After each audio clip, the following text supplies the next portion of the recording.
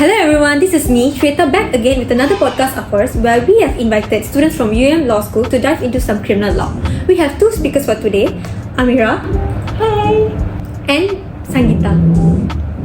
We will conduct 2 episodes for Criminal Law Uncovered podcast. In today's episode, we are diving into abduction laws in Malaysia. Now, let's begin with our first speaker, AMIRAH, about the law itself.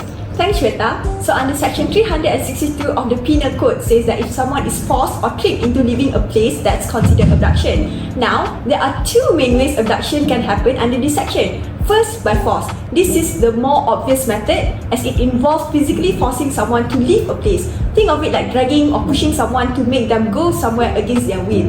That's considered physical compulsion. Second, by deceitful means. This is when someone uses tricky, lies or false promises to convince someone to leave a place. So even if there's no physical force involved, the use of deception still makes it abduction. So in simple terms, if a person is made to leave a place unwillingly, whether it's by being physically forced or through lie, it qualifies as abduction under Malaysian law.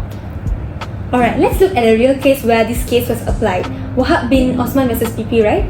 Yeah, sure. On 1 November 1995, the accused along with 2 offenders abducted a woman and forced her into a car. He drove to Sungai Tong. During the journey, he threatened to kill her if she didn't marry him. She refused. He threatened her again and again. She refused.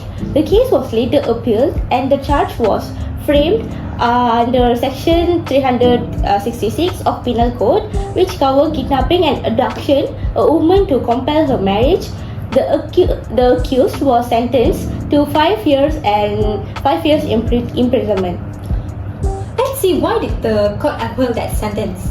The appeal judge stated clearly that marriage preparation was necessary to prove intention. Once the intention to compel marriage is established, the offence is complete or lengkap in Malay, even though the woman refused to marry him in force and the act of abduction itself, the sufficient to satisfy the legal requirements under section 366.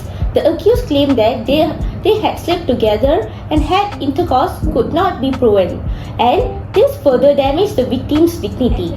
You know that the court really emphasized public policy here. They made it clear that abduction, especially when it involves using force against a woman, is a serious crime. It doesn't just harm the victim emotionally or physically, it also affects her family's dignity and reputation, which is a big deal in many communities. In one particular case, the court felt that a 5-year prison sentence was fair because of the social impact of the crime. It wasn't just about punishing the act, it was about sending a message. They also referred to a case called Badulananda Jayatilaka against PP, which basically says, look, appeal courts don't change sentences lightly. Unless there's a really serious mistake, the original sentence usually stands. So, to sum it up, the prosecution had to prove 2 main things.